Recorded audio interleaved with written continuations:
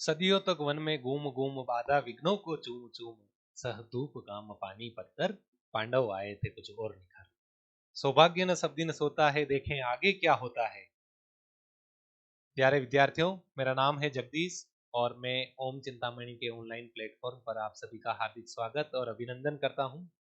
विद्यार्थियों, इंतजार की घड़ियां जो हैं धीरे धीरे समाप्त हो रही हैं और जिसके लिए हम एक लंबे समय से जुड़े हुए थे और वह परीक्षा आपकी कुछ ही दिनों में आयोजित होने वाली है। मैं आपको आज के इस लेक्चर में बताऊंगा कि किस तरह से आप अपने अंतिम दिनों की रणनीति जो है वो तैयार कर सकते हैं, यानी कि सिलेबस के अकॉर्डिंग आपको एक एक पॉइंट के अकॉर्डिंग किस तरह से आप अपना आत्मविश्वास बनाए रखते हुए आपकी जो तैयारी है उस तैयारी को चार चांद लगा सकते हैं। विद्यार्थियों, आज के इस लेक्चर में हम बात करेंगे कि आपके जो 60 प्रश्न हिंदी के पूछे जाने वाले हैं उन 60 प्रश्नों में आपको किस तरह के प्रश्न आने की संभावना रहेगी परीक्षा में और आपको वो किस तरह से हल करने हैं। आइए शुरुआत करते हैं हम सबसे पहले वर्ण विचार की। आई थिंक ये आपको विजिबल होगा, दिख रहा होगा आपके। अगर कोई प्रश्न है, कहीं आपको असुविधा हो रही है, कुछ आपको लगा हो कि इसमें मुझे और समझने की आवश्यकता है, तो भी आप उसे कमेंट के माध्यम से मुझ तक पहुंचाइएगा ताकि मैं यथा समय यथा स्थान उसका समाधान कर सकूं। तो किसी को लगे कि मुझे ये प्रश्न पूछा जाना चाहिए, मुझे ये दिक्कत है, मैं मोटिवेट नहीं हो रह पा रहा हूँ, तो आप कमेंट करें, मैं आपको बता दूंगा उसका उपाय भी। वर्ण विचार के बारे में प्रश्न जो है, आप एक तो ये ध्यान रखें कि हमारे हिंदी विषय में आपको 60 प्रश्न, केवल हिंदी व्याकरण की बात कर रहा हूं मैं, टीचिंग मेथड इसमें मैंने ऐड नहीं किया है, तो यानी कि 60 प्रश्न इसमें पूछे जाएंगे और उन 60 प्रश्नों में आपको, अगर मैं कहूं जिस तरह की आपकी तैयारी है, बाद में हम जब आफ्टर एग्जाम हम नोट्स भी देखेंगे तो 50 प्लस, मैं यूं नहीं कह रहा हूँ 60 इसी में से आएंगे, 50 प्लस कह रहा हूँ, क्योंकि उसमें बहुत सारे शब्द जो हैं, जैसे कि अर्थ के आधार पर हम बात करें तो पर्यायवाची, लोकोक्ति, मुहावरे जो भी हैं, तो वो भी हैं अलग अलग। पारिभाषिक शब्दावली के लिए आपको पीडीएफ आपके ग्रुप में आ गई होगी, जो मैंने आपको अलग अलग जो कलेक्शन करके तैयार की थी पारिभाषिक शब्दावली के लिए। अगर नहीं आई है तो वह भी आप कमेंट बॉक्स में अपना नंबर जो है वो शेयर करें, सर आपको जो है उस नंबर पर भिजवा देंगे, या फिर आप सीधा ही सर से कांटेक्ट कर सकते हैं तो वो आपके ग्रुप में डाल देंगे। पारिभाषिक शब्दावली ऐसे पढ़े तो 1000 से ज्यादा है, काफी ज्यादा है, लेकिन आप उन्हीं में से देखें तो अभी जो सीईटी का एग्जाम हुआ था, सीईटी के जो पेपर हुए थे, उनमें 12 प्रश्नों में से 9 प्रश्न उन्हीं में से आए थे। आपके पास में पीडीएफ जिनके पास में है और जिन्होंने सीईटी का पेपर जो है वो देखा है, तो आप मिलान कर सकते हैं कि पीडीएफ आपको ऑलरेडी पहले दी जा चुकी थी और वो जो है कलेक्शन है कि कौन कौन से जो है पारिभाषिक शब्दावली जो है वो इम्पोर्टेंट है उसके अकॉर्डिंग, और 12 में से 9 पूछे जाना तो यानी कि ये एक बड़ी उपलब्धि ही होती है कि इस तरह जो है वो एज इट इज आए हैं। बाकी तो 1000 पढ़ ले तो भी कुछ भी नहीं आता है। तो मुझे तो उम्मीद है कि आपकी तैयारी भी बहुत अच्छी है और आपको आपको हमारे ऊपर पूरा विश्वास है, इसलिए हमारी जिम्मेदारी और अधिक बढ़ जाती है और उसी जिम्मेदारी का निर्वहन करने के लिए आज मैं आपसे मुखातिब हो रहा हूँ ऑनलाइन प्लेटफॉर्म के माध्यम से। देखिए, वर्ण विचार, इसमें जो है सबसे अधिक जो पूछे जाने वाले हैं वो उत्पत्ति के आधार पर हम जो बात करें, या फिर हम बात करें कि उच्चारण स्थान के आधार पर, तो ये जो है मुख्य रूप से उच्चारण स्थान, ये आपको ध्यान रखना है। उच्चारण स्थान वाला जो पेज है आपको जो लिखवाया गया है, उनमें से प्रश्न आने की संभावना पूरी है, यानी आएगा ही, यूं मान सकते हैं। एक प्रश्न, इसमें 2 या 3 प्रश्न पूछे जाएंगे, कम से कम कहें तो 2 प्रश्न इसमें से आएंगे और ज्यादा कहें तो 3 या 4 भी इसमें से आ सकते हैं, लेकिन 2 तो मान के चलो। तो एक प्रश्न आपका जो आएगा वो तो उच्चारण में से ही आएगा, और दूसरा हम बात करें तो उसमें जो है वो जैसे गोस अगोस का आ सकता है, कि कौन सा गोस है, कौन सा अल्प प्राण महाप्राण है, तो उसका आ सकता है। दोनों चीजें आप ध्यान रखें, अल्प प्राण कौन सा है, गोस कौन सा है, गोस कौन सा है, संवृत कौन सा है, विवृत कौन सा है, पूरा अच्छे से, यानी 3-4 पेज आपके जो भी हैं वो आपको 2 प्रश्न यानी कि सीधे ही 4 अंक दिलाने वाले हैं। और 4 अंक दिलाने वाले हैं तो यानी कि जैसे मैं बात करूं कि 60 प्रश्न हैं और 60 प्रश्न में से अगर आपने तैयारी अच्छी, अगर आप कक्षा में रेगुलर भी रहे हैं तो 55 आप कर लोगे। 55, मैं यूं नहीं करूं 60 में से 60 ही कर लोगे, आपको सब्ज-बाग नहीं दिखा रहा हूँ मैं।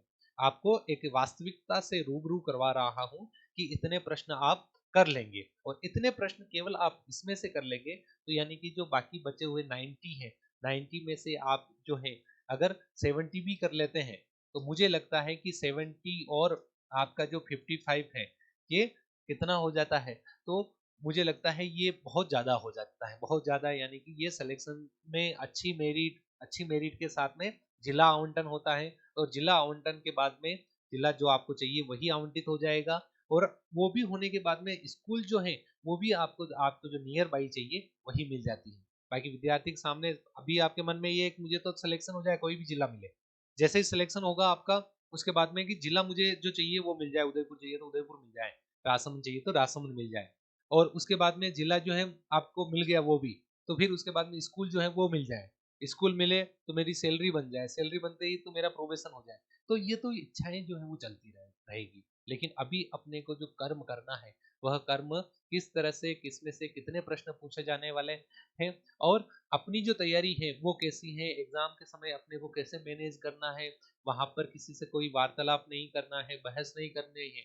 वहां पर जो फ्रिस्किंग होती है, फ्रिस्किंग में आप जब जाते हैं, आप चेक करवाते हैं, अगर वो आपको कहेंगे आप क्लेजर, बालों में से क्लेजर निकाल दीजिए, तो निकाल देना है। वो कहेंगे नाक में नोज पिन जो है वो निकाल दीजिए, तो निकाल देनी है, नोज पिन भी आपको निकाल देनी है। यूनिक बहस करने लग जाओ, हमें कोई बहस नहीं करनी, वहां वो जैसा कहे वैसा कर लेना है। वैसे सिंगल नोज पिन और आजकल अलाउ कर दिया है, फिर भी सावधानी। डेट ऑफ बर्थ जो है किसी किसी में, किसी के आधार कार्ड में देखते हैं तो केवल ईयर लिखा हुआ है, पूरी डेट ऑफ बर्थ नहीं है, हालांकि हम तो उसको कंसिडर कर देते हैं। लेकिन ऐसा अगर आपका आधार है तो अभी आपको सुधरवाना नहीं है, अभी तो ठीक है उसको रहने दो। एक दो आईडी आप अपने साथ में और लेके जानी है आपको, अगर आपको ऐसा है तो, ताकि क्या होगा कि अगर माना कि उसमें केवल डेट ऑफ बर्थ ईयर ही है तो दूसरे वाले से वो मैच हो जाएगा, तो व्यर्थ की असुविधा से आपको आप बच जाओगे। तो ये भी बात करेंगे हम बाद में। लेकिन आपको वर्ण विचार के बारे में, उच्चारण स्थान के बारे में अगर याद नहीं हुआ है तो ये आपको याद कर लेना है कि कहाँ से कौन सा वर्ण उच्चारित होता है, कंठ कौन सा है, मूर्धन्य कौन सा, दंत्य कौन सा, ओष्ठ कौन सा है, ये अच्छे से करना ही है आपको क्लोज, और ये तो किया ही है। आगे बढ़ते हैं आगे वाले टॉपिक की ओर। देखिए विकारी है, और विकारी में मैं बात करूं तो जैसे संज्ञा, संज्ञा के बारे में सीधा ही ऐसे प्रश्न नहीं आएगा कि कौन सा जातिवाचक है, व्यक्तिवाचक, भाववाचक है। आजकल जो प्रश्न पूछे जा रहे हैं, किस विकल्प में सभी शब्द विशेषण से निर्मित भाववाचक संज्ञाएं, और एकाधिक दिए हुए होंगे, एक से अधिक, किसमें सर्वनाम से निर्मित भाववाचक संज्ञा है। तो यानी कि इस तरह से जो निर्मित हुई है उसमें आपको मूल शब्द निकालना है, और मूल शब्द निकालते हुए आपको वो करना है। यानी कि मूल शब्द आपको जैसे अपनापन, अहंकार, अपनत्व, तो सभी जो है वो सर्वनाम ही है। यानी अपनापन है, अपनापन, अपनत्व, अहंकार, तो अपना, अपना, अहम, यानी कि सब जो है वो क्या है, तो सारे जितने भी पूछे गए हैं इन सब में जो है वो सर्वनाम है, और सर्वनाम से निर्मित ये भाववाचक संज्ञाएं हैं। तो संज्ञा में आपका जो प्रश्न आएगा वो इसी तरह का, एक प्रश्न संज्ञा का आपका पूछा जाएगा और एक प्रश्न जो आएगा वह भी इसी प्रकार का आएगा कि किसमें जो है कौन सा दिया हुआ है। फिर उसके बाद में हम बात करते हैं आगे, सर्वनाम। सर्वनाम में सबसे अधिक जो आता है वो आता है निजवाचक। निजवाचक सर्वनाम जो है वो किसमें है, किसमें नहीं है। या फिर ऐसा भी आ सकता है कि आपको सर्वनाम जो है, शब्द वाक्य जो है वो लिखे हुए हैं, किस कौन सा असुमेलित है। असुमेलित तो सुमेलित वाले ज्यादा आ रहे हैं, जहां आपके आ जाए कि असंगत है नहीं है, आप पेन के साथ में उसको अंडरलाइन कर दीजिए। मैं वीडियो के अंत में आपको बताऊंगा कि एग्जाम में पेपर भी आपको कैसे मैनेज करना है। एक बार पहले हम ये सारा देख लेते हैं। तो इसमें सुमेलित है, असुमेलित है। निज मतलब निजत्व, यानी स्वयं, खुद, अपना, निज, स्वयं, खुद, अपना, ये जो है वो निजवाचक के अंतर्गत आते हैं। तो आप ध्यान रखना, इसमें जो है पुरुषवाचक और निजवाचक के ज्यादा आते हैं। पुरुषवाचक में भी मध्यम पुरुष और निजवाचक, बाकी किसी में दिक्कत नहीं होती है। विद्यार्थी थोड़ा सा ध्यान उसका हटता है और वो पूरा अलग हो जाता है। और थोड़ा सा ध्यान हटता है यानी कि क्या होता है कि परीक्षा के दौरान आपके दूसरी गतिविधियां भी चलती रहती है। आप जैसे ही उसमें दिमाग लगाने लगोगे कि कौन सा होगा, तब तक विकसक आएगा, लो यहाँ फोटो चिपकाओ, यहाँ साइन करो, यहाँ ये करो, वापस ध्यान उधर देना पड़ेगा। तो यानी कि जो भी है, ये तो परीक्षा में कठिनाइयां होगी तभी तो सफलता मिलेगी, कठिनाइयां नहीं होगी तो हो सकता है सफलता नहीं मिले, तो कठिनाइयां आएगी जीवन में। ये तो आपको निज और मध्यम के बारे में भी ध्यान रखना है, मध्यम पुरुष किसमें है, निज वाचक किसमें है, इस तरह का। सर्वनाम के बाद में हम बात करें, क्योंकि केवल मैं आपको इन चीजों से केवल आगाह करवा रहा हूँ कि इनमें इस तरह के प्रश्न आ सकते हैं, और आप अपनी अप्रोच जो है वो इसी प्रकार की बनाते हुए तैयारी कर रहे हैं, उसका वापस दोहरान आप करें, और ज्यादा समय आपका व्यर्थ नहीं जाए, इसलिए जल्दी से मैं इसको थोड़ा स्पीड के साथ में बता रहा हूँ आपको। आगे बात करें हम इसमें विशेषण की। विशेषण, प्रविशेषण का ध्यान रखें, विशेषण की जो विशेषता बताता है उसे प्रविशेषण कहते हैं। और विशेषण की अवस्था के बारे में, विशेषण की जो अवस्थाएं हैं, यानी कि विशेषण की जो अवस्था है, अवस्था की हम बात करें तो चाहे वो मूलावस्था हो, चाहे वो उत्तरावस्था हो, चाहे वो उत्तमावस्था हो। और उत्तमावस्था में अब एग्जामिनर को पता है कि जैसे श्रेष्ठतम जो है विशेषण की उत्तम अवस्था है, श्रेष्ठतम, तो वो श्रेष्ठतम नहीं देखे, वो आपको कहेगा सबसे श्रेष्ठ, सबसे श्रेष्ठ, वो पूछ लेगा आपको कि सबसे श्रेष्ठ, तो सबसे श्रेष्ठ भी तो उत्तमावस्था ही है। केवल एक सामान्य स्थिति बताना मूलावस्था है, दो में तुलना करके किसी एक को श्रेष्ठ बताना उत्तरावस्था है, और सबसे तुलना करके किसी एक को श्रेष्ठ बताना उत्तमावस्था है। तो अवस्था के बारे में। दूसरा आपके संख्यात्मक संख्यावाचक के अंतर्गत आता है, संख्यावाचक विशेषण जो है, संख्यावाचक विशेषण इसमें काउंटेबल जो है वो संख्या है, ये ध्यान रखें। फिर जिनको गिना जा सकता है लेकिन संख्या नहीं पता है तो अनिश्चित संख्यावाचक है, गिना जा सकता है संख्या भी पता है तो फिर वो कौन सा हो गया, तो वो संख्यावाचक, निश्चित संख्यावाचक। फिर परिमाणवाचक, सर्वनामिक विशेषण जो है या संकेतवाचक विशेषण जो है, कोई भी सर्वनाम शब्द आ जाए किसी वाक्य में और पूछा जाए कि इसमें कौन सा है, तो सार्वनामिक या संकेतवाचक ही होगा। जैसे इस गेंद को मत फेंको, उस पुस्तक को पढ़ो, तो यानी इस उस यह वह जो भी आएगा इसमें, वो सारे सार्वनामिक या संकेतवाचक विशेषण के अंतर्गत ही आएंगे। एक प्रश्न इसमें से भी पूछा जाएगा। संज्ञा सर्वनाम विशेषण में एक एक और क्रिया में दो प्रश्न पूछे जा सकते हैं। आगे हम टॉपिक लेते हैं क्रिया। क्रिया, क्रिया में एक तो आप ध्यान रखें कर्म के आधार पर जो है क्रिया, और एक जो है अर्थ के आधार पर हम कहें, या रचना की, या फिर प्रयोग तथा संरचना के आधार पर जो भी हम बात करें, अलग अलग नाम इसके आते हैं, लेकिन जो आपको 8 प्रकार हैं वो ध्यान होना आवश्यक है। कर्म के आधार पर आपको वैसे ही पता है कि सकर्मक कौन कौन सा है और अकर्मक कौन कौन सा है, एक कर्मक कौन सा है, द्विकर्मक कौन सा है। इस तरह से वाक्य में प्रयोग या फिर हम क्या के साथ में प्रश्न बनाएंगे तो आपको वो पता चल जाएगा। आपके जो प्रश्न है, आप प्रश्न कमेंट बॉक्स में ड्रॉप कर सकते हैं कि कौन से प्रश्न में आप अभी बहुत सारे मॉडल पेपर देते होंगे, और बहुत सारे आपने ऐसे मॉडल पेपर खरीदे भी होंगे, यहाँ कोचिंग पर भी आपने ऑनलाइन टेस्ट या ऑफलाइन टेस्ट आप देते होंगे, तो बहुत सारे ऐसे भी प्रश्न हो सकते हैं जो आपको थोड़ा आपने किया है, आपको लग रहा है ये उचित है, मैंने सही किया है, लेकिन ये गलत कैसे हो रहा है मेरा। तो इस तरह के जो भी प्रश्न है आप वो कमेंट बॉक्स में मुझे ड्रॉप करें, या फिर कोई समझ में नहीं आया टॉपिक तो वो भी ड्रॉप करें, मैं आपको वहीं पर जवाब दे दूंगा। फिर हम बात करते हैं इसमें क्या के साथ में प्रश्न आप बनाओगे तो आपका उत्तर मिलेगा तो सकर्मक, उत्तर नहीं मिलेगा तो अकर्मक। कक्षा में ये आपने अच्छे से किया है और मुझे नहीं लगता है कि इसमें रिवीजन की भी आपको जरूरत पड़ रही होगी, ये सीधा ही हो रहा होगा। इसमें जो ज्यादातर आ रहे हैं वो आजकल प्रेरणार्थक क्रिया का ध्यान रखें और एक पूर्वकालिक क्रिया का ध्यान रखें। प्रेरणार्थक और पूर्वकालिक क्रिया। प्रेरणार्थक क्रिया स्वयं कार्य नहीं करके किसी और को कार्य करने हेतु प्रेरित करना। पूर्वकालिक क्रिया में दो क्रिया होगी, दूसरी क्रिया से पूर्व पहली क्रिया संपन्न हो जाएगी। खाना खाकर सो गया, तो पहले खाना खाया है फिर सोया, खाना खाते खाते सो गया मतलब पहले वाली कंप्लीट नहीं हुई, यानी पूर्वकालिक नहीं है यहाँ पर।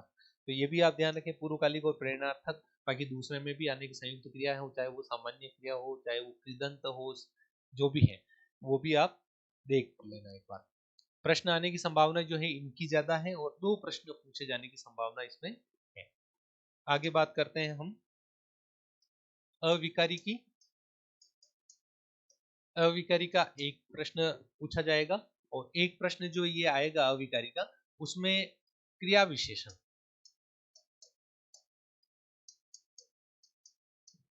75% चांस तो है कि क्रिया विशेषण का ही प्रश्न आएगा, और क्रिया विशेषण में भी रीतिवाचक या कालबोधक इनमें से आएगा।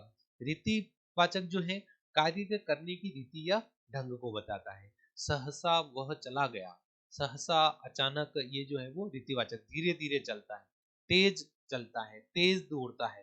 तो ये जो है वो किसमें आ रहा है कि क्रिया विशेषण, और क्रिया विशेषण में किसमें है तो वह जो है वो क्रिया विशेषण में रीतिवाचक के अंतर्गत आता है। काल बोधक में क्या होता है, काल को, क्रिया के होने के काल को बताते हैं, वो काल बोधक है। स्थानवाचक में क्या होता है कि क्रिया किस स्थान पर हुई है उसके बारे में बताता, वो स्थानवाचक है। या फिर परिमाण में क्रिया की मात्रा को दर्शाता है, यही आप ध्यान रखें। हिंदी में मैंने बताया था आपको कि सारी चीजें जो है वो नाम से ही स्पष्ट है, और नाम से ही स्पष्ट है तो आप भी नाम से याद रखें। सिलेबस देखते हुए, जैसे आप सिलेबस देखोगे सिलेबस के साथ साथ आपका दोहरान हो जाना चाहिए। नहीं कि आप कोई किताबें जो पन्ने पलट रहे हो, और पन्ने पलट रहे हो आज तो पूरे दिन मेरा तो हिंदी कंप्लीट नहीं हुई। हिंदी की जो 60 प्रश्न है, मुझे लगता है कि एक दिन भी नहीं चाहिए उसके रिवीजन के लिए, एक दिन भी, आधे दिन में जो है वो हो जाता है। बाकी ऐसे लेके बैठे हुए हैं तो वो उसी तरह है, सुबह होती है, शाम होती है, जिंदगी यूं ही तमाम होती है, तो वो तो उसी तरह हो जाएगा। तो समय व्यर्थ नहीं गंवाना है आपको, और इनमें इन इन चीजों का ध्यान आपको अविकारी के अंतर्गत रखना है।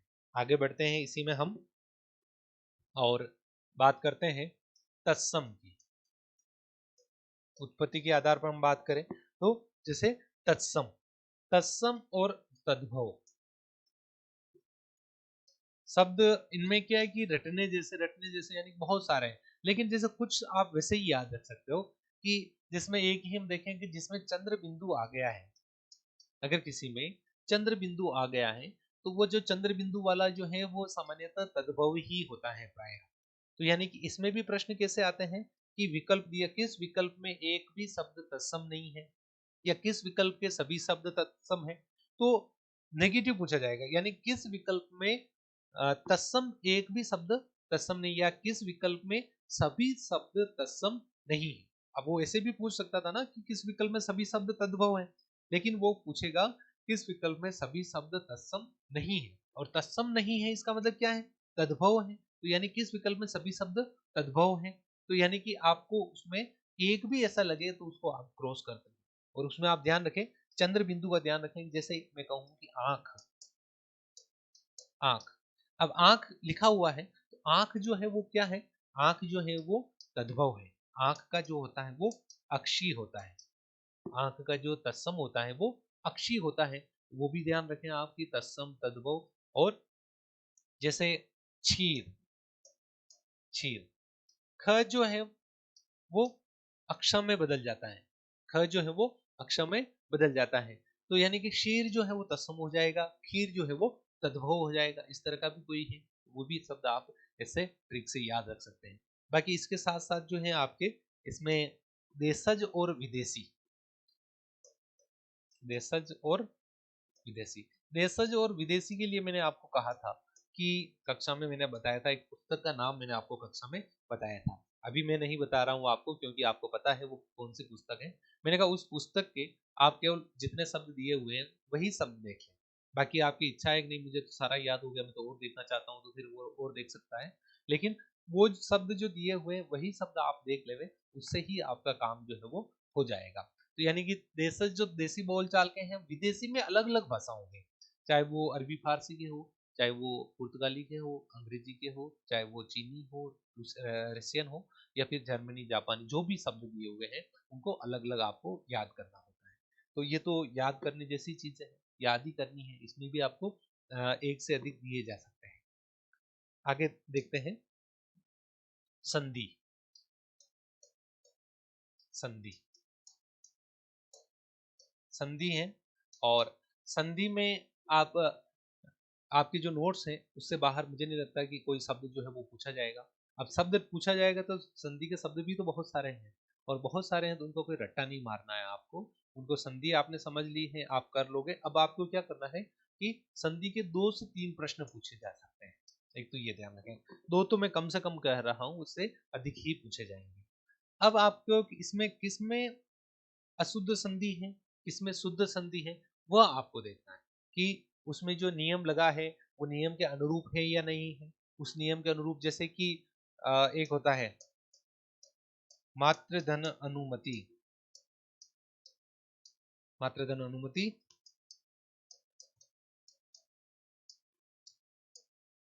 मात्रानुमति,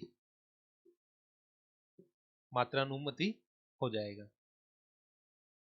यानी कि मातृधन अनुमति, मात्रानुमति। अब मात्रानुमति हम बोलते हैं मात्रानुमति, जबकि मात्रानुमति होता नहीं है, होता है वो मात्रानुमति होता है। क्यों होता है? तो आपको देखना है यहाँ अ है तो यहाँ आ कैसे हो गया, यानी कि यहाँ जो दिया गया है वो तो अ दिया गया है और आगे आ हो गया है। ऐसे ही शब्द परीक्षा में पूछे जाएंगे, तो यानी कि ये जो है वो गलत हो जाएगा और इसका जो शुद्ध होता है वो अनुमति, यानी कि इसका मात्रानुमति हो जाएगा, मात्रानुमति हो जाएगा, ना कि मात्रानुमति होगा। तो ऐसे ही शब्द आपको संधि में देखने हैं। बाकी संधि में आपको एक बार नियम पढ़ लेना वापस, अगर नहीं पढ़ा है तो। कुछ अपवाद जो दिए गए हैं, अपवादों के बारे में भी प्रश्न पूछे जाते हैं। जैसे मैं आपको कहूं कि जैसे प्रधन ऊढ़, प्रौढ़ हो गया, तो अब ऐसे रटना नहीं मारना है गुण संधि का अपवाद है, वृद्धि का अपवाद है, ऐसा कोई याद नहीं रखना है। केवल शब्द जो है वो उसका ध्यान रखें आप कि शब्द जो है वो किस प्रकार का था और उसमें जो है वो किस तरह के प्रश्न जो है पूछे गए हैं, और क्रॉस करते हुए करना है। क्रॉस करते हुए यानी कि 4 विकल्प दिए गए हैं, कौन सा शुद्ध है कौन सा अशुद्ध है, कौन सा सत्य संगत असंगत, इनको सबको रेखांकित करना है पेन से। आपके पेपर में हो सकता है आपका एग्जामिनर जो है वो खड़ूस पद्धति का हो और वो कहे कि नहीं यहाँ कोई पेन से मार्क नहीं करें, वो कहता रहेगा। उनका काम ही ये होता है, उनके लिए 3 घंटे 2.5 घंटे जो निकालना होता है वो भारी काम होता है शिक्षक का। तो वो कहते ही है, अब वो करे क्या, तो करने तो हमें भी, आप भी को भी तो शिक्षक बनना है ना। यानी आप भी इसमें सेलेक्ट होंगे, फिर आप वापस रीट आने वाली है, 1 लाख भर्तियों की घोषणा हो चुकी है, तो वो जो परीक्षाएं होगी उसमें आपको भी तो शिक्षक बनना है। उसके लिए पहले आपको सेलेक्ट होना है, इसलिए तो हम इतना प्रयास कर रहे हैं, बाद में आप भी वो कर लेना जो वो कर रहे हैं। ठीक है, तो हम आगे बढ़ते हैं इसी में। समास, 2 से 3 प्रश्न या अधिक इसमें भी पूछे जाने की संभावना है। और इसमें समास में आप जो है वो ध्यान रखें कि 1 तो 6 समास जो है वो आप ध्यान रखें कौन कौन से हैं कौन कौन से नहीं है। एक क्या होता है कि एग्जाम में थोड़ा प्रेशर होता है, और प्रेशर होता है तो हम द्विगु और द्वंद्व को एक जैसा समझ लेते हैं कि द्विगु जो है वहां पूछा गया है, द्वंद्व और द्विगु के बारे में कुछ आया है। एक प्रश्न जो आपका आएगा वह प्रश्न तो आने की संभावना जो है परिभाषा से संबंधित, परिभाषा भी आ सकती है। दूसरा उसमें जो है वो शब्द भी आ सकते हैं, परिभाषा और शब्द के बारे में। तो दोनों चीजें आप ध्यान रखें, परिभाषा भी आपको पढ़ाई जा चुकी है, शब्द भी आपको अनेक शब्द जो है वो बताए जा चुके हैं। बाकी ज्यादा और पीएचडी करने की जरूरत नहीं है कि नहीं मैं तो उसमें पीएचडी कर लूं कि समास अब से एक भी गलत नहीं होगा, और बाद में पता चला कि इतना कोई डीप में पढ़ने की आवश्यकता थी नहीं, जैसा है वैसे हो जाएगा। तो आप ध्यान ये रखना है इसमें भी सुमेलित असुमेलित इस तरह के प्रश्न जो है वो आएंगे, और उन्हीं में आपको ध्यान रखना है कि एक तो आपको परिभाषा से संबंधित और एक दूसरा जो है वो शब्द से संबंधित, एक से अधिक जो है वो शब्दों से संबंधित आ सकते हैं। आगे हम देखते हैं इसमें उपसर्ग, उपसर्ग और प्रत्यय, दोनों को एक साथ बता रहा हूं क्योंकि इसमें 3 से 4 प्रश्न जो पूछे जाएंगे, दोनों को मिला के बता रहा हूं कि दो दो प्रश्न दोनों में से पूछे जा सकते हैं। और 3 से 4 प्रश्न जो इनके हैं उनमें आपको ये ध्यान रखना है कि किस शब्द में उपसर्ग नहीं है, उपसर्ग नहीं है, उपसर्ग है, एकाधिक उपसर्ग किसमें लगे हैं, 2 से अधिक उपसर्ग किसमें लगे हैं, प्रत्यय एवं उपसर्ग से रहित शब्द कौन सा है, मूल शब्द कौन सा है। इस तरह के प्रश्न जो अभी मैंने आपके सामने बोले हैं वो आता है। और एक उपसर्ग के बारे में जैसे मैं बताऊं आपको कि निष्काम, निष्काम, निश्चल, निश्चल, निस्तेज और सभी, इनमें सभी में निस उपसर्ग है, यानी दंत्य स है। सभी में जो बात करें तो वो दंत्य स है, और इसी तरह के प्रश्न जो है वो आते हैं। और जल्दबाजी में यूं नहीं कि स जो है वो इसमें ही दिखा तो यही कर दिया, सभी में है। ये मैंने आपको बताया भी था स के बारे में, चाहे वो दुस हो, चाहे वो निस हो, चाहे वो परिस हो, आविस हो, सारे शब्द जो है वो बताए। प्रत्यय में भी यही होता है। प्रत्यय में जो कृदंत प्रत्यय और तद्धित प्रत्यय, एक ही ध्यान रखना, कृदंत मतलब क्रिया। आपको जैसे मैं बताऊं, लुटेरा, लुटेरा, घसेरा, ममेरा और चचेरा, चचेरा। अब सभी में एरा प्रत्यय है, लेकिन प्रश्न इस तरह से पूछा जाएगा कि किस विकल्प में कृदंत प्रत्यय है या फिर किस विकल्प में तद्धित प्रत्यय नहीं है। तो तद्धित और कृदंत का आप ध्यान रखें। कृदंत यानी कि क्रिया, तो यानी कि इसमें लूट जो है, यानी लूट मतलब लूटना जो है वो क्रिया है। इसमें तो घास है, इसमें मामा है, इसमें चाचा है, तो यानी कि ये जो है सारे जो है तद्धित हो गए, और ये जो लुटेरा यानी कि लूट जो है वो क्या है, तो क्रिया होती है, तो इसमें कृदंत, यानी कृदंत और तद्धित के भी प्रश्न आपको इस तरह से पूछे जा सकते हैं। आगे देखते हैं, इसी में हम विराम चिन्ह,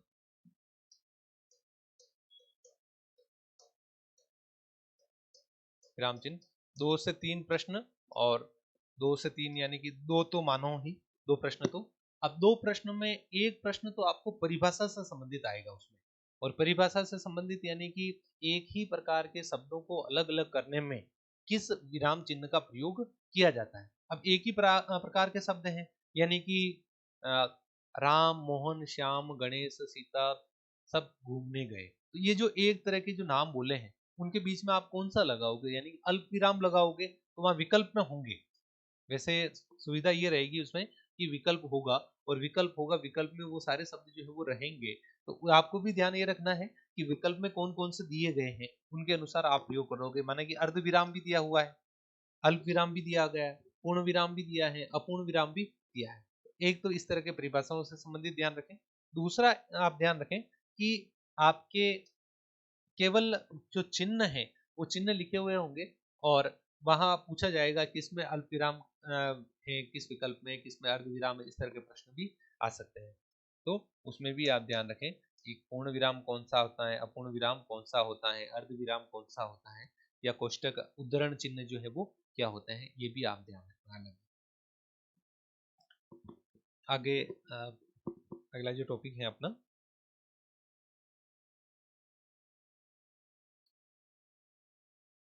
अर्थ के आधार पर जो इसमें आपके एकार्थी, अनेकार्थी, विलोम, पर्यायवाची वाक्यांश के लिए एक शब्द युग्म, ये सारे जो है वो दिए गए हैं।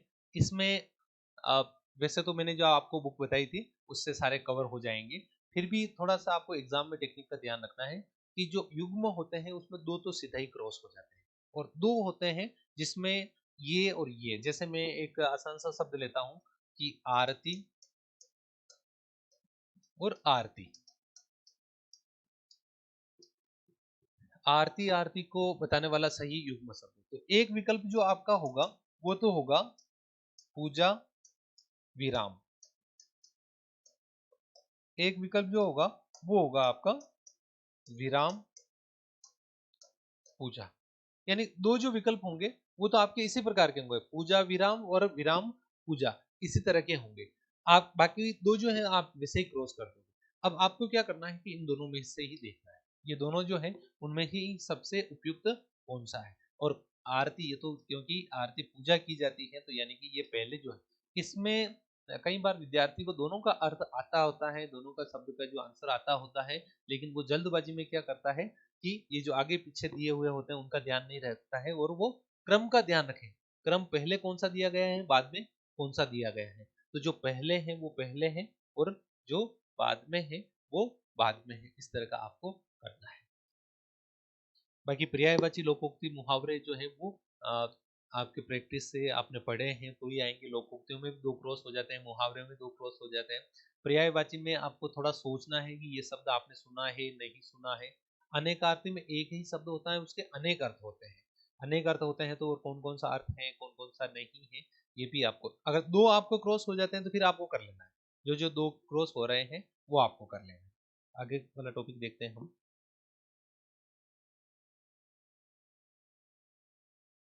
एक अपना विकारी शब्द, और इसमें लिंग वचन वाला जो शब्द है वो रह गया था टॉपिक। लिंग वाला। लिंग और वचन, ये दोनों जो है, इनमें एक भी शब्द मुझे नहीं लगता कि आपको रट्टा मारना है। इसमें आपको वाक्य में प्रयोग करोगे तो आपको पता चल जाएगा कौन सा पुल्लिंग है, स्त्रीलिंग है। तो जैसे कि मैं बात करूं, जैसे ज्वार, ज्वार काटी, गेहूं काटा। गेहूं काटी नहीं होता है, ज्वार काटा नहीं होता है। तो यानी कि ज्वार जो है वो बोई, ज्वार काटी। तो जैसे वाक्य में प्रयोग करोगे तो आपको पता चल जाएगा ज्वार जो है वो क्या है, तो स्त्रीलिंग है। और इसमें कुछ शब्द ऐसे भी आ सकते हैं प्रश्न कि पुल्लिंग से स्त्रीलिंग में रूपांतरण। और जैसे कि उसमें खरगोश है, खरगोश।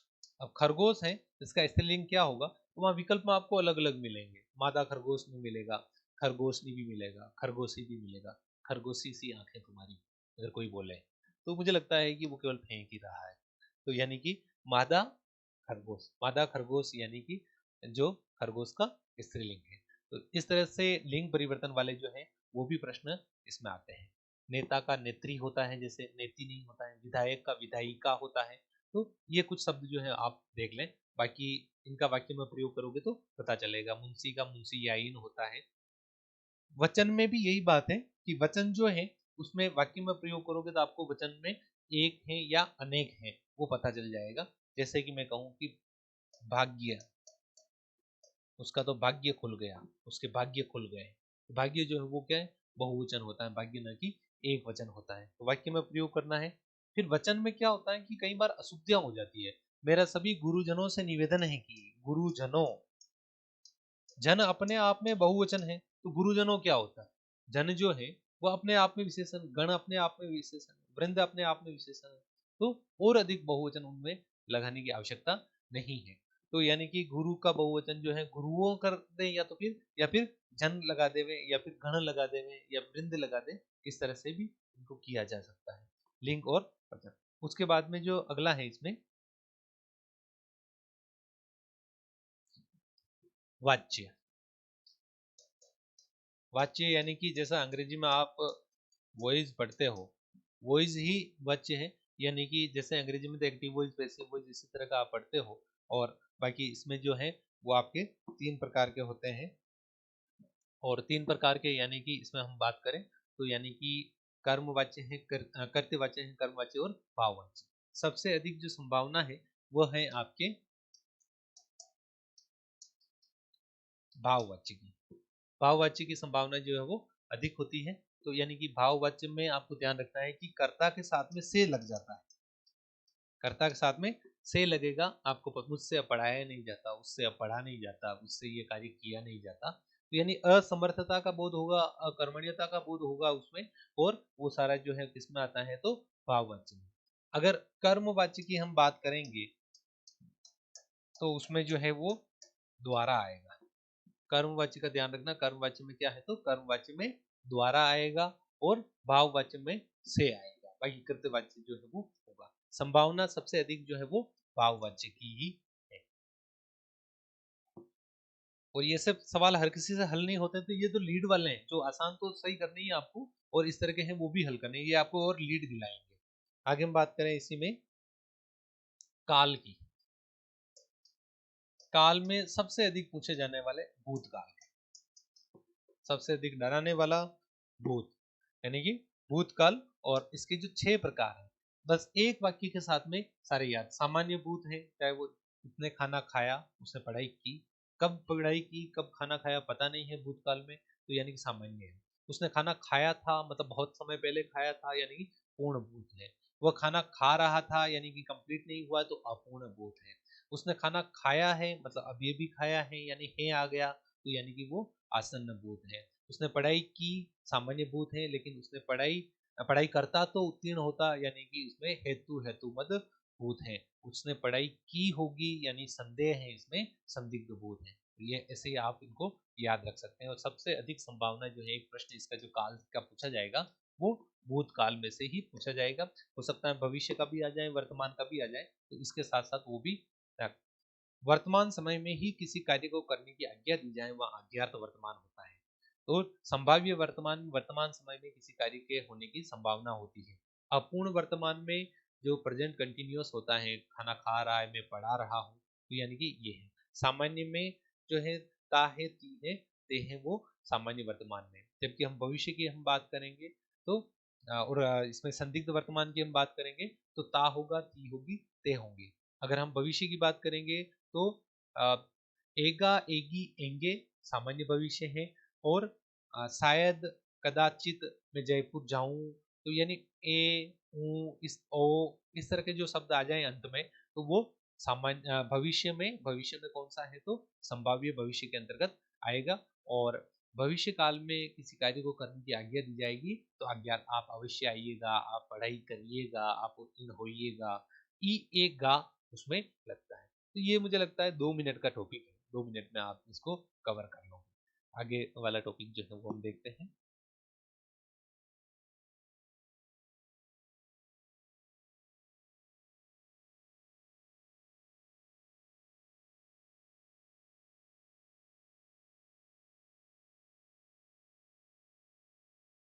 अगर आपको लगे कि आपको कोई प्रश्न पूछना है तो वो आप ड्रॉप कर लीजिए कमेंट बॉक्स में, वो भी उसका समाधान जो है वो भी आपको बता दिया जाएगा। वाक्यांश के लिए एक शब्द और शब्द युग्म ये सारे जो है वो रखने वाली जैसी चीजें हैं बता दी थी आपको। एक इसमें शब्द शुद्धि और वाक्य शुद्धि वाला जो टॉपिक है, फिर हम वाक्य वाला देखते हैं। शब्द शुद्धि के लिए मैंने एक पेज पहले भी सर के माध्यम से आपके ग्रुप में शेयर करवाया था। मैं पुनः उनको बोल दूंगा कि आपके ग्रुप में वो जो एक पेज है, शब्द शुद्धि 99% उसी में से पूछी जाती है और अधिक शब्द भी नहीं लिखे हुए हैं। यूँ नहीं कि आपको जो सैकड़ों हजारों शब्द लिखवाए और फिर कहा गया कि इसी में से आएगा, इतने भी नहीं है, बहुत कम है और उन्हीं में से पूछे जाने की संभावना है। तो वो मैं शेयर करवा दूंगा। दूसरा जो है वाक्य शुद्धि के बारे में आप थोड़ा अलग अलग चीजों का ध्यान रखें। वाक्य शुद्धि में आजकल कभी आता है कि क्रम संबंधी अशुद्धि है, किसी में आता है वचन संबंधी अशुद्धि है। तो ये आप ध्यान रखें कि वचन संबंधी अशुद्धि पूछा गया है कि क्रम क्रम में क्या होता है, क्रम आगे पीछे हो जाता है। अब क्रम आगे पीछे हो जाता है, जैसे कि मैं कहूँ कि यहाँ शुद्ध भैंस का दूध मिलता है, यानी कि शुद्ध भैंस का शुद्ध दूध मिलता है, ये होना चाहिए था कि शुद्ध भैंस का दूध मिलता है, ये बच्चे को काट कर फल खिलाओ। बच्चे को काट कर फल नहीं खिलाना है, फल को काट कर बच्चे को खिलाना। तो क्रम आगे पीछे हो, हो गया है। वचन में क्या होता है कि वचन जो है उस संबंधी वृक्षों पर कोआ बोल रहा है तो कोए होगा, अगर वृक्षों किया है तो कोआ नहीं हो गए, कोए होंगे, इस तरह से। तो क्रम और वचन संबंधी वाक्य में जो है वो अशुद्धियां हो जाती है, उनका भी आप ध्यान रखना वाक्य शुद्धि में। अब एक अपना जो है वो वाक्य, 2 से 3 प्रश्न वाक्य में पूछे जाएंगे। और वाक्य में सरल, संयुक्त और मिश्र, एक तो इनका ध्यान रखें। और मिश्र वाक्य के सबसे अधिक पूछे जाते हैं। मिश्र के बाद में जो आएंगे वो संयुक्त पूछे जाएंगे और उसके बाद में सरल। और फिर उपवाक्यों के बारे में प्रश्न जो है वो भी आते हैं। उपवाक्य, उपवाक्य में जो है संज्ञा उपवाक्य है, या तो वो संज्ञा उपवाक्य है, या फिर हम बात करें कि वो जो है वो विशेषण उपवाक्य है, या फिर वो क्रिया विशेषण उपवाक्य है। क्रिया विशेषण,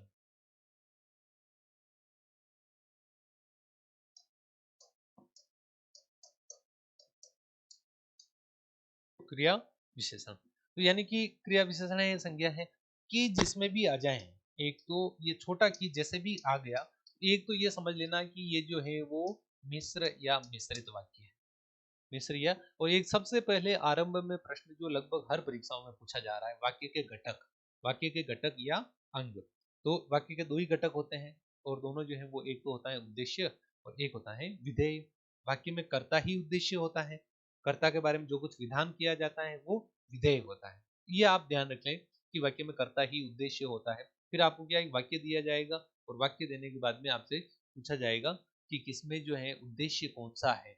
तो उद्देश्य वहां जो शब्द दिया हुआ हो, कर्ता के बारे में जो कुछ भी बताया जाए वो विधेय होता है, कर्ता ही उद्देश्य होता है। ये आप ध्यान रखें। कर्ता, कर्ता का विस्तारक जो है वह भी आपके उद्देश्य के अंतर्गत ही आता है। कई बार ऐसा आता है कि कर्ता नहीं पूछ के, उद्देश्य नहीं पूछ के पूछा जाता है उद्देश्य का विस्तारक कौन सा है। जैसे मैं कहूँ मेरा भाई रमेश, तो मेरा भाई रमेश यानी कि मेरा भाई रमेश, ये तो मैंने पूरा उद्देश्य हो गया, लेकिन अगर उद्देश्य के विस्तार की बात करें तो मेरा भाई रमेश, तो उसमें ऑलरेडी उद्देश्य जो है वो है ही। तो यानी मेरा भाई जो है उद्देश्य का विस्तारक पूछा गया है, न कि पूरा उद्देश्य पूछा गया है। इसके अलावा इनमें मिस्र का आने की संभावना ज्यादा रहती है, ये मैंने भी आपको बताया। इसके अलावा अर्थ के आधार पर हम बात करें वाक्य में, तो उसमें भी आपको ध्यान रखना है कि किसमें इच्छार्थक वाक्य है, इच्छा, इच्छा, आशीष, शुभकामनाएं जो भी दिए गए, किसमें संकेतार्थक वाक्य कौन कौन सा है, एक आज्ञार्थक जो है आज्ञा किसमें दी जाती है, आदेश किसमें दिया जाता है, वो आपको थोड़ी थोड़ी याद करनी ही पड़ेगी। मैंने कीवर्ड्स आपको लिखवाए हैं और उनमें से प्रश्न आएंगे। अगर कीवर्ड्स आपको, आपका जीवन मंगलमय हो, आप उन्नति करें, सदा सुखी रहो, अभी लिखो, ये जो भी दिए गए हैं, तो आपको ध्यान रखना है किसमें कौन सा होता है। फिर हम बात करते हैं आगे, एक आपके इसमें शब्द शक्ति है। दो प्रश्न पूछने की संभावना है शब्द शक्ति में से। एक किताब बताई थी शब्द शक्ति के बारे में, मैंने कहा कि उसके 2-3 पेज, किताब 2-3 पेज की नहीं है, ये टॉपिक 2-3 पेज का है। तो उसके लिए मैंने कहा था कि इन्हीं में से जो है वो रिपीट होंगे, और ये सामान्यतः उसी में से होते हैं। लेकिन इसमें जो अभिधा हो, चाहे वो लक्षणा हो, चाहे वो व्यंजना हो, तो इनमें वापस इनकी जो अलग अलग उपभेद किए गए हैं।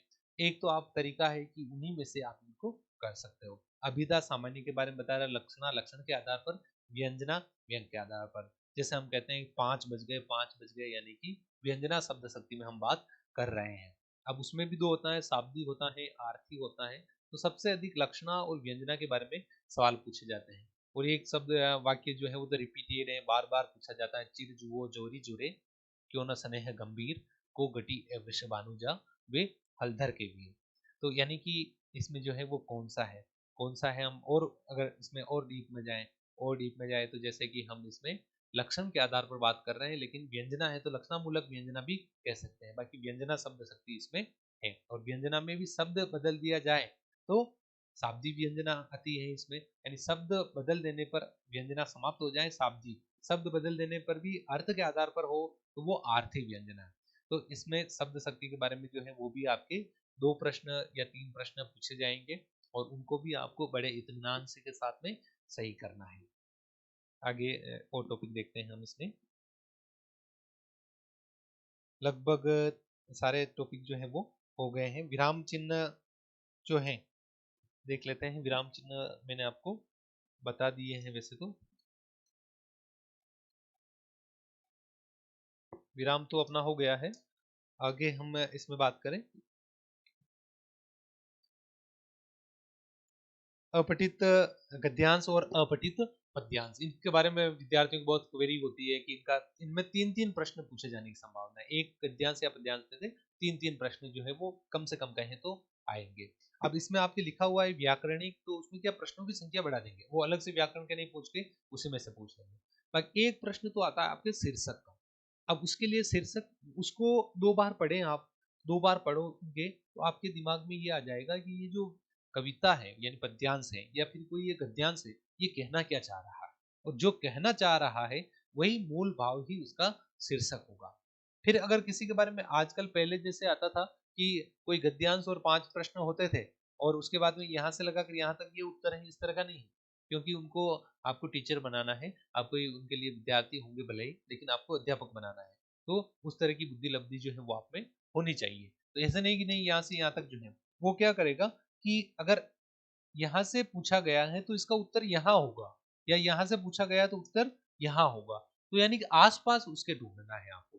2 बार उसको पढ़ना है, फिर उसके बाद प्रश्न देखते क्लियर हो गया तो ठीक है। एक बार वेरिफिकेशन के लिए उसको वापस एक बार देखना है, चाहे वो गद्य हो चाहे वो पद्य हो। किसी भी शब्द का अर्थ भी पूछा जा सकता है। कोई शब्द आ गया और शब्द आ गया तो उसके शब्द का अर्थ भी पूछा जा सकता है। आगे हम बात करते हैं एक पारिभाषिक शब्दावली की।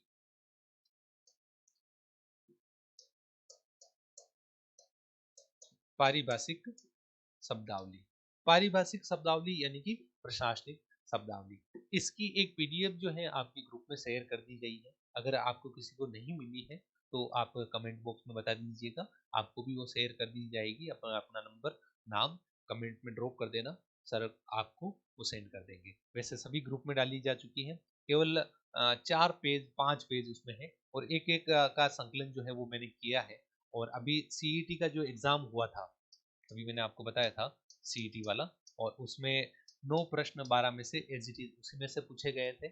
और वह जो पारिभाषिक शब्दावली, प्रशासनिक शब्दावली जो है, उन्हीं में से आप याद कर लें, काफी है। फिर आपको लगता है नहीं मुझे थोड़ा और याद करना है, तो और याद कर लेना, क्योंकि बहुत सारे शब्द जो होते हैं वह ऐसे होते हैं कि उनके बारे में कि सिमिलर लगता है, ये भी हो सकता है, ये भी हो सकता है, जबकि वास्तविक जैसे एक रीइंबर्समेंट होता है। अब रीइंबर्समेंट का मतलब ये होता है कि प्रतिपूर्ति, और वहाँ रीइंबर्समेंट प्रतिपूर्ति होता है, और कई बार लोग उसको क्षतिपूर्ति समझ लेते हैं।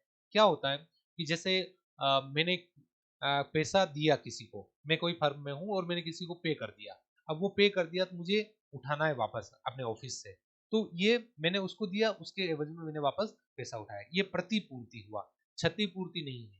तो आप ध्यान रखें, विकल्प में आपको क्षतिपूर्ति भी मिलता है, प्रतिपूर्ति भी मिलता है। रीइंबर्समेंट मतलब प्रतिपूर्ति। ओथ होता है यानी शपथ, रेपुटेशन यानी कि प्रतिनियुक्ति, रिमाइंडर यानी अनुस्मारक होता है।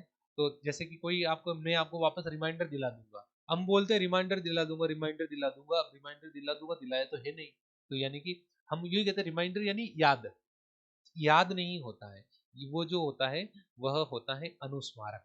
जैसे कि एक हम सामान्यतः गालियों के लिए अब्यूज प्रयोग करते हैं, अब्यूज का प्रयोग करते हैं, लेकिन प्रशासनिक शब्दावली में उसका अर्थ दुरुपयोग करना है।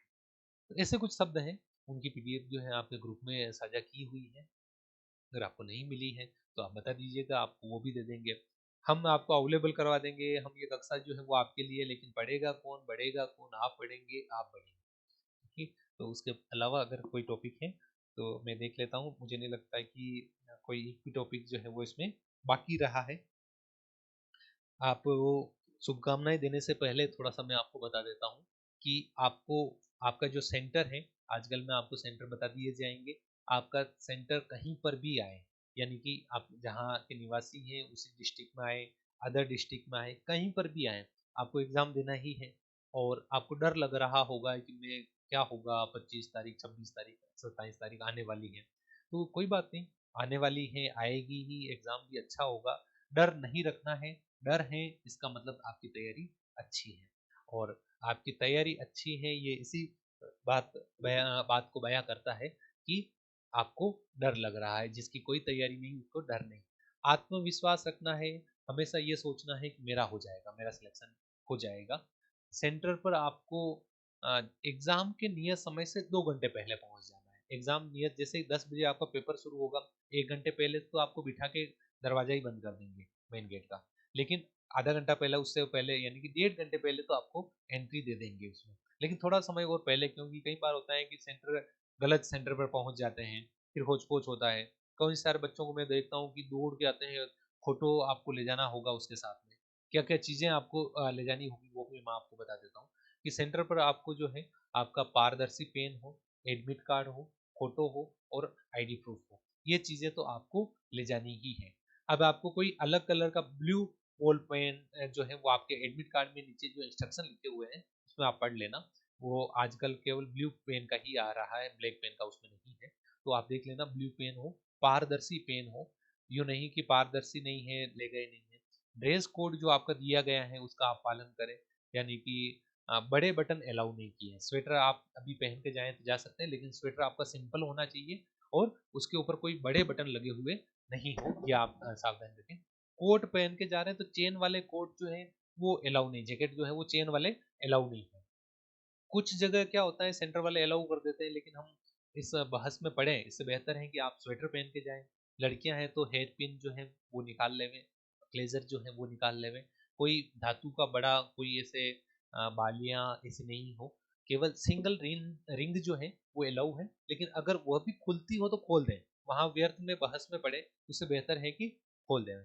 किसी भी प्रकार के हाथ में धागे जो है वो अलाउ नहीं है, चाहे वो सिंपल एक ही धागा हो तो भी वो नहीं। आप कई बहुत सारे बच्चे गोल वींटी जो है वो पहने हुए होते हैं, तो वो भी अलाउड तो नहीं है। हालांकि उनके लिए ये है कि हम उसको वहां रखवा देते हैं एक जगह, और वापस जो है जब बच्चा जाता है तब वो लेके चला जाता है। तो ये तो खैर सावधानियां हैं। व्यर्थ की बहस से आपको बचना है, वहां किसी से बहस नहीं करना है कि मेरा तो पहले भी ले गया था, ये भी ले गया था। पहले तो आपने बहुत मजे किए हैं, अभी आपको क्या पढ़ना है। तो आप जो भी हैं, तो अच्छे से तैयारी करनी है, अच्छे से तैयारी है आपकी, बहुत कम सीमित समय आपका शेष है और इन सीमित समय में आपकी तैयारी जो है और आगे ले जानी है। पॉजिटिव थॉट रखना है और नकारात्मक अगर कोई बोल रहा है मेरा तो नहीं होगा, अपना क्या होता है क्या, इतना कंपटीशन कंपटीशन इतना नहीं है, इतनी सारी पोस्ट है। कोई आपको कट ऑफ बता रहा है कि नहीं 250 कट ऑफ जाएगी, इसमें तो बहुत कंपटीशन है, कोई लोड नहीं लेना, 300 जाएगी कट ऑफ तो भी आपका हो जाएगा। ये सोचना है कि जितनी भी कट ऑफ जाएगी मेरा हो जाएगा। एक सवाल ये होता है कि कितने प्रश्न में अटेम्प्ट करूं, तो खुद से पूछो कि आप कितना अटेम्प्ट करोगे, जितने आएंगे उतने अटेम्प्ट करूंगा। अब जितने आएंगे उसमें क्या होता है कि कन्फर्म प्रश्न के उत्तर जो है वो बहुत कम आते हैं, बाकी हमें जो है वैसे लगाने होते हैं। तो खैर वो जो भी है, आप जब पेपर करोगे तब आपको, पर एक आपका जो स्कोर है वो आप ध्यान रखें कि मेरा यूँ मानना है कि 210-20 तो आपका स्कोर जो है वो हो जाए। मैं ये नहीं कह रहा हूँ कि आपका जो 250 हो जाए, 260 हो जाए, इतना तो कट ऑफ जाने वाली है। बाकी कैटेगरी के अकॉर्डिंग अलग-अलग है और इसमें हम देखें तो यानी कि 100 से लगाकर 110, 105 जो है वो आपके सही हो जाए। अब आप इसका अंदाजा कैसे लगाएंगे मैं आपको बताता हूँ। कि जैसे पहले जो रीट हुआ उसमें क्या था कि जैसे कि कट ऑफ किसी का 125 पे जो है वो सिलेक्शन हुआ है। अब 125 प्रश्न पे सिलेक्शन हुआ है क्योंकि एक एक नंबर का है, तो वहां माइनस मार्किंग भी तो नहीं थी। उसने 125 में से यानी कि अगर हम सोचें कि 125 तो यानी कि अगर किसी का 120 पे भी हुआ है तो उसने 150 किए होंगे और 150 उसने किए होंगे, तो यानी कि उसके 120 नंबर आए, यानी 30 प्रश्न तो उसके गलत हुए। 30 प्रश्न गलत हुए यानी कि इसके 10 माइनस मार्किंग और निकालते तो वो तो 110 पे ही सिमट जाता। तो बातें वहीं आ रही है और वहीं आ रही है, तो यानी कि आपको पॉजिटिव रहना है और जितने प्रश्न आए उससे तो थोड़ा अधिक ही करना है, लेकिन इतने भी नहीं कि मैं तो क्या किया कि कुछ पता नहीं चल रहा था, मैं तो 150 में से 150 करके आ गया, बाद में पता चला कि अरे यार थोड़ी सी चूक हो गई मुझसे। इस पर ना करें ऐसा कुछ भी हो, लेकिन आपको पॉजिटिव रहना है, व्यर्थ की बहस से बचना है। आपका जो रूम चार्ट जो भी लिखा हुआ है, कौन से कमरे में आपका रोल नंबर है, आराम से इत्मीनान से उसको देखना है। जो सीट दी गई है वहां आपको जाके बैठना है। स्थितियां सारी विपरीत ही हो, कैसी भी स्थितियां हो, अपने को अच्छे से एग्जाम देना है और इसी भर्ती में आपका सभी का सिलेक्शन हो जाएगा। इस वर्ष यही कामना है। आप सभी को पुनः ढेर सारी बधाई और शुभकामनाएं। बहुत अच्छे से पेपर करना, आपका सिलेक्शन जो है वो तय है। बहुत बहुत धन्यवाद।